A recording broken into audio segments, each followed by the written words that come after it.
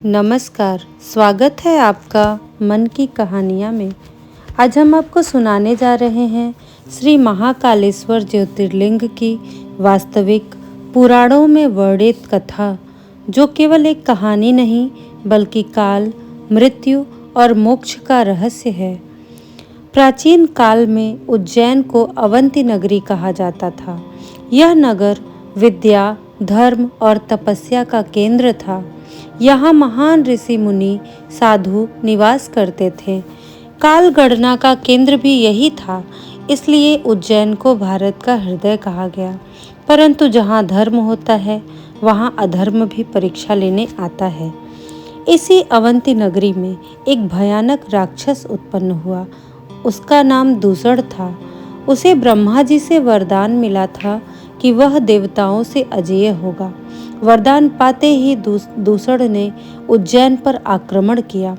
वह ऋषियों की तपस्या भंग करता, शिव भक्तों को सताता और मंदिरों को नष्ट करता। ऋषि मुनि भयभीत हो गए, पर उन्होंने हथियार नहीं उठाए। उन्होंने शरण ली भगवान शिव की। उसी नगर में एक बालक रहता था। वह प्रतिदिन रेत से शिवलिंग बनाकर सच्चे मन से पूजा करता था। राक्षस दूसड़ ने जब उस बालक की पूजा भंग करनी चाही तो बालक भयभीत नहीं हुआ। उसने आंखें बंद की और रोते रोते बोला, हे महादेव, अगर आप सच्चे हैं तो आज मेरी रक्षा कीजिए। उस बालक की पुकार सीधे कैलाश तक पहुंची। जैसे ही बालक की पुकार गूंजी, धरती कांप उठी। आकाश में बादल गरजने लगे और तभी भूमि फट गई। उसी स्थान से भगवान शिव भयानक महाकाल के रूप में प्रकट हुए।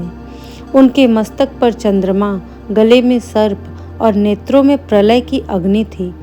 भगवान शिव ने क्षण भर में दूसड़ राक्षस का संहार कर दिया।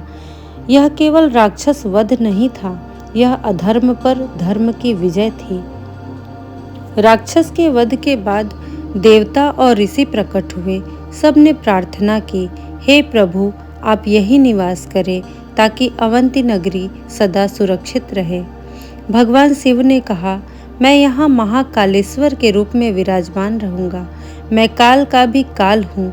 जो मेरी शरण में आएगा उसकी मृत्यु भय नष्ट होगा।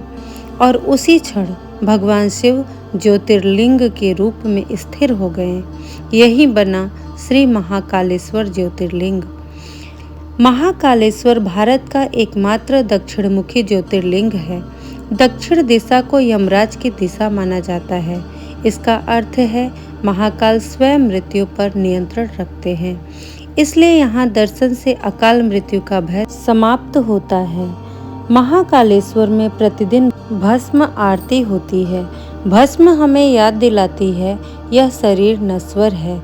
जो भक्त भस्म आरती के दर्शन करता है उसका अहंकार नष्ट होता है और आत्मा शुद्ध होती है। शास्त्रों में कहा गया है कि महाकाल के दर्शन से काल सर्प दोष से मुक्ति मिलती है।